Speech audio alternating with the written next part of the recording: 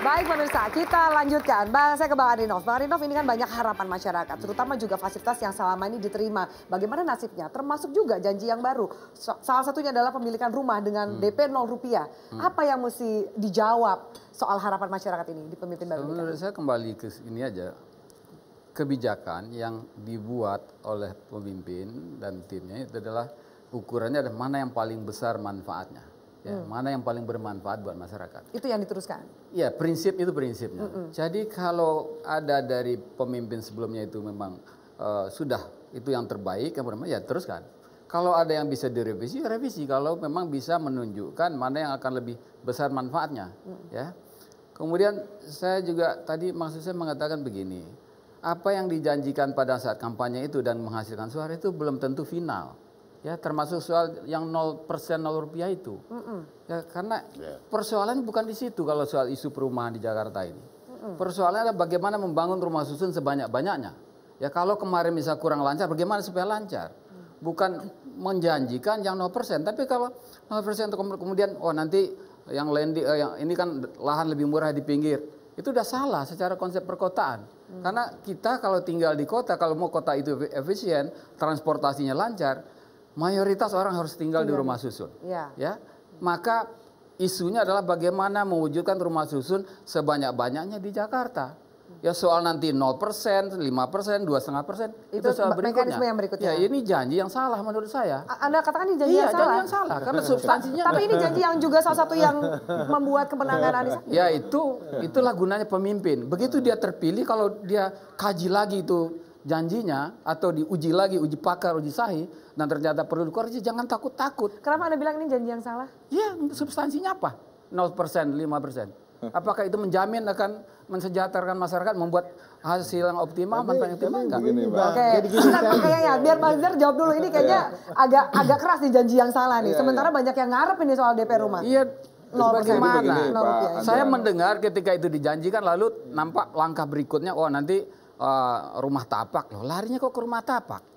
Di kota besar kita menjanjikan rumah tapak itu keliru. Ya, kota-kota seperti Singapura, Hong Kong, Taiwan, Taipei, Seoul itu efisien transportasinya, rumahnya karena 90% orang tinggal di rumah vertikal. Jadi ini soal visi membangun kota. Nggak apa-apa kalau jangan takut mengoreksi. Silakan dijawab. Sekali lagi kita selalu berdasarkan hukum. Ini ada Undang-Undang Nomor 4 Tahun 2016 tentang Tabungan Perumahan Rakyat. Dalam pasal 33 dalam Undang-Undang 6 tahun 2016 itu syaratnya boleh ikut tabung perumahan rakyat bila mana sudah ikut selama 12 bulan, berpenghasilan rendah, dan lain sebagainya. Karena ini sudah ada undang-undang, tugasnya Pak Bestarius ini mengaplikasikan dengan perda dengan tabungan perumahan rakyat. Tabungan perumahan rakyatnya itu DP-nya 0%. Itu aturnya nggak apa-apa. Selagi pemerintah pusat dan itu pemerintah daerah, BI memperbolehkan. Jadi begini Pak Dardanov. Karena itu ada undang-undangnya seperti itu, rinciannya siapa yang boleh mendapatkan. Boleh dijelaskan nggak Bang? Ini kalau banyak sekali yang menanyakan, yang berhak kemudian memiliki rumah dengan DP 0% saya jelaskan. Siapa? Pertama, kalau kita dasarkan Undang-Undang Tapera, pertama itu berdasarkan harus ikut 12 bulan. MBR berpenghasilan rendah. MBR dari DKI kan tergantung dari peraturan gubernurnya.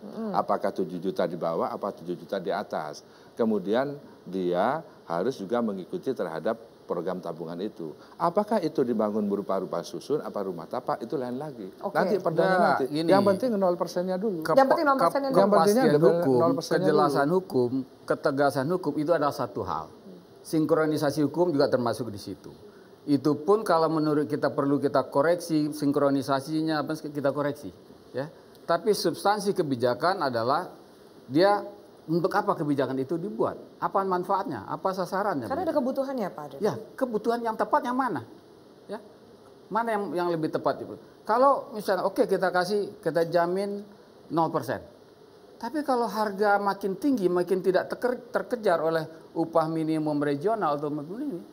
Pak Andri, prakteknya bukan begitu. Yang harus kita lakukan adalah bagaimana mengontrol harga rumah. Apa yang menyebab harga rumah makin tidak terjangkau? Kenapa? Ya karena monopoli lahan. Karena intervensi kita lemah dalam menata perumahan itu. Karena supply dari pemerintah kecil. Sehingga ya harga diatur oleh pengembang. Ya, jadi nggak ada artinya 0%. Di pemerintah pusat itu, di Kementerian PUPR ada namanya Direktorat FPLP. Ya, fasilitas pembiayaan untuk uang muka. Fasilitas pembiayaan Perumahan. Ya, Itu FLPP. setiap tahun 9,7 triliun. Sekarang menjadi 3,5 triliun. Itu yang akan kita sampaikan ke Pak Anies. Ada contohnya di pemerintah pusat. FLPP. Gitu loh. Apa Jadi bisa? Jadi begini. Pak Yayat? ada persyaratan FLPP itu. Kan ini LPP juga terkait dengan kemampuan menyicil, artinya untuk rumah milik. Tapi kan DP 0 ini kita belum jelas. Apakah untuk rusunawa ataukah rusun milik Enggak, ya? Pak Yayat, sekali lagi makanya saya sampaikan tadi kita pakai regulasi dulu. Pak Anies kita kasih Undang-Undang Tapera nomor 6 ini. Belajar dulu dengan itu, terus perdanya. Nanti syarat-syaratnya mengikuti terhadap tabungan perumahan rakyat itu. Memang kita ingatkan bahwa persyaratan untuk mendapatkan rumah ini harus punya tabungan. Ya, Perumahan rakyat. sepakat. Persyaratan bahwa Sepakat. di bawah 7 juta itu kalau tidak memenuhi persyaratan itu tidak bisa. Tidak boleh. Maka yang harus penting adalah memberikan skema pembiayaan ini. Berapa besarnya, berapa jumlahnya, dan bagaimana persyaratan-persyaratan yang harus dipenuhi. Seperti orang ini mendapatkan KPR lah kan. Orang ini mendapatkan KPR kan jelas. Berapa suku bunga yang diterima. Misalnya untuk FLPP itu flat misalnya, pemerintah memberikan subsidi. Nah sekarang pertanyaannya DP 0 itu apakah menggunakan dana FLPP atau bukan? Oh bukan. Atau dari bukan, APBD? Bukan. Sumbernya dari APBD? Ya, sumber APBD. APBD berapa besar pencadangannya? Berapa luas makanya yang akan nanti dijangkau? kita kaji dulu ya, apalagi DKI itu kan banyak ada hasil kekayaan yang dipisahkan, misalnya apakah diperbolehkan atau tidak, kita harus kaji dulu dengan Kemenq.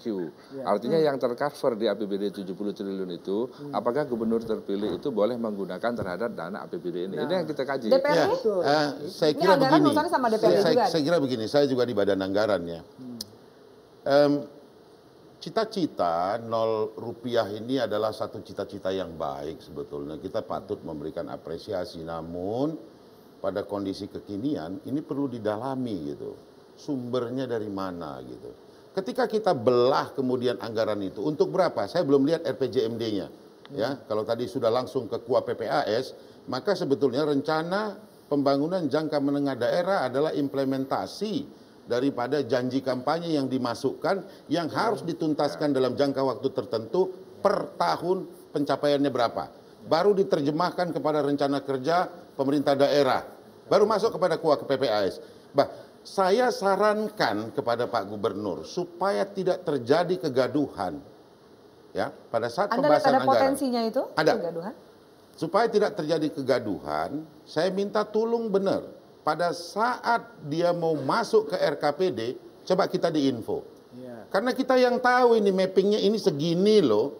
Ini segini loh.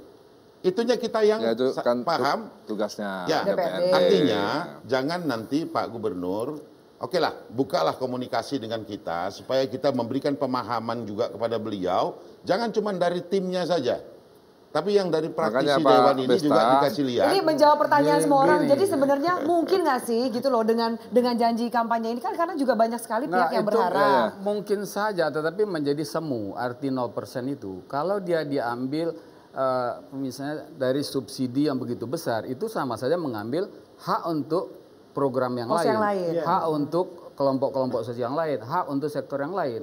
Jadi itu menjadi semu. Makanya kembali kepada apa sih dengan anggaran yang kita punya ini buat apa? Ya. Oke. Saya jawab dari Pak Bestarius. Makanya saya saya sampaikan dari awal tadi, Undang-Undang 23 2014 itu memberikan ruang kepada DPRD dan gubernur. Itu dalam fungsi pengawasan, fungsi anggaran, dan juga fungsi legislasi. Saya pikir kejadian-kejadian yang lama, nggak boleh seorang gubernur dan wakil gubernur menutup komunikasi dengan DPRD. Nggak boleh. Pemerintah harus ini. Nah, ini saya setuju. Nggak sekali. boleh. Hal-hal demikian nggak boleh. Negara bukan milik seorang. Bentar Pak Yayat, jadi saya sampaikan harapan dari Pak Bestarius, saya pikir ini sudah kita sampaikan. Pak Anies teguh lewat laksanakan Anda sesuai dengan undang-undang. Jadi jangan sampai meleset dari undang-undang. Tapi harapan dari Pak Andrianov tadi, kalau memang tidak memungkinkan dari tim, ya kita kaji dulu sesuai dengan undang-undang. Tapi biarkanlah Pak Andrianov kita lihat dulu satu hari DP 0% itu kayak apa gitu. Kan ini baru dilantik Pak Andrianov. Dan belum bisa juga karena belum masuk di dalam RPJMD-nya. Baik, kalau gitu kita tepuk tangan dulu. Kita akan jeda. Lalu bagaimana menjaga kepercayaan publik terhadap pemimpin baru DKI Jakarta. Sesaat lagi tetaplah bersama kami di Opini Luar Sisi.